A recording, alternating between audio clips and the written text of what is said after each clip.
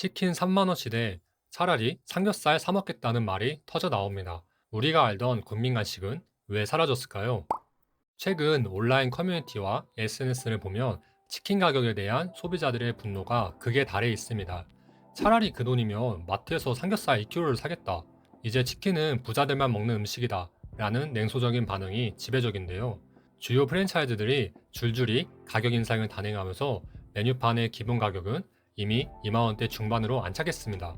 여기에 거리와 날씨에 따라붙는 3,000원에서 5,000원 사이의 배달비를 합치면 소비자가 실제로 부담하는 금액은 3만 원을 넘나드는 게 현실입니다. 이건 마치 편의점에서 1,000원대에 가볍게 사 먹던 삼각김밥이 어느 날 갑자기 고급 레스토랑에서 내놓는 비싼 전체 요리 가격이 된 것과 같은 충격을 줍니다. 예전에는 부모님이 퇴근길에 노란 봉투에 담아오던 소박한 행복이었지만 이제는 가계부의 식비 항목을 크게 드러내야 하는 부담스러운 메뉴가 되었습니다. 실제로 통계에 따르면 소비자 10명 중 8명 이상이 현재의 치킨 가격에 대해 매우 비싸다라고 느끼고 있으며 이는 단순한 불평을 넘어 실제 구매 횟수의 감소로 이어지고 있습니다. 문제는 이 인상폭이 서민들의 소득 증가 속도를 아득히 초래했다는 점입니다. 월급은 제자리 걸음인데 치킨 값은 매년 기다렸다는 듯이 앞자리 숫자를 바꿔가고 있습니다. 소비자들은 닭고기나 기름값이 내릴 때는 조용하던 본사들이 원가 상승 이슈만 생기며 즉각적으로 가격을 올리는 행태에 배신감을 느끼고 있습니다. 일부에서는 2022년 당시 일어났던 대규모 불매운동이 다시 점화될 조짐까지 보이고 있는데요. 우리가 사랑했던 국민간식 치킨이 어쩌다가 소비자들에게 저항의 대상이 되어버린 걸까요? 우리가 치킨 가격에 분노하는 가장 큰 이유는 원재료와의 괴리감 때문입니다. 2025년 8월 기준 한국 육개협회가 공시한 생닭 한 마리의 가격은 대략 4,500원에서 4,800원 선입니다. 하지만 배달앱의 치킨의 가격은 3만 원에 육박하죠. 닭 한 마리가 튀기는 과정에서 가격이 무려 6배나 튀어오르는 겁니다. 이 간극은 본사들의 치열한 랭킹 싸움에서 시작됩니다. 현재 국내 치킨 시장은 BHC, BBQ, 교촌이라는 빅3 체제가 굳건합니다. 2024년 매출 기준 BHC가 5,127억 원으로 1위를 지켰고 BBQ가 5,032억 원, 교촌이 4,808억 원으로 그 뒤를 바짝 쫓고 있는데요. 문제는 국내 시장이 이미 꽉 찼다는 겁니다. 2024년 말 기준 BHC와 BBQ 두 브랜드의 매장 수만 합쳐도 4,500개가 넘습니다. 더 이상 새로 치킨을 사 먹을 사람은 없는데 본사는 매출을 유지하거나 이익을 뺏어야 하는 상황입니다. 여기서부터 우리가 내는 치킨 값의 성격이 변합니다. 본사들은 1일 탈환을 위해 막대한 돈을 쏟아붓기 시작하는데요.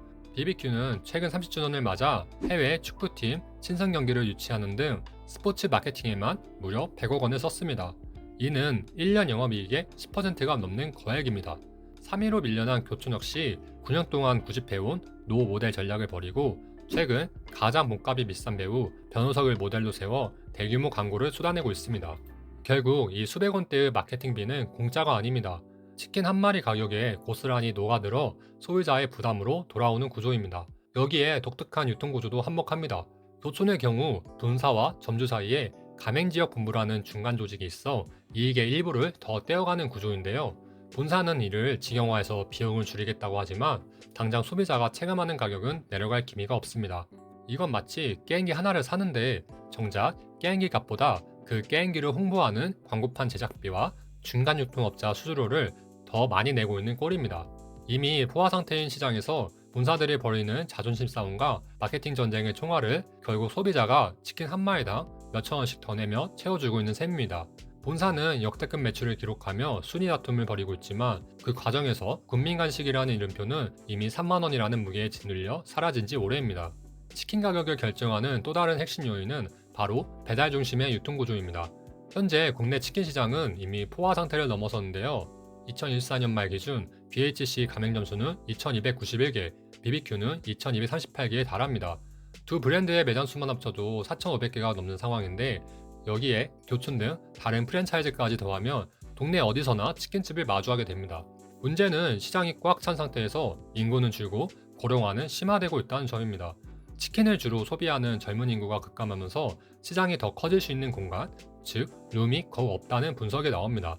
본사들이 수제 맥주 시장으로 진출하거나 해외 사업에 사활을 거는 이유도 국내 시장의 한계를 절감하고 있기 때문인데요. 실제로 BHC는 미국 5호점 오픈과 동남아 시장 확대를 추진 중이며 BBQ는 전 세계 57개국에 700여 개의 매장을 운영하며 공격적으로 해외 영토를 넓히고 있습니다.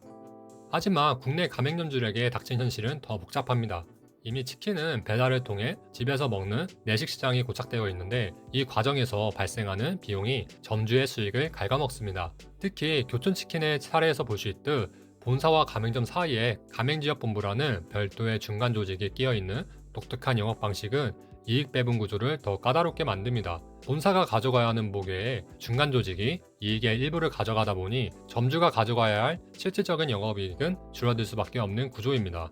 실제로 교촌은 가맹점당 연간 매출액이 약 6억 9,330만 원으로 업계에서 가장 높지만 본사의 영업이익은 매출 대비 눈에 띄게 적은 모습을 보입니다.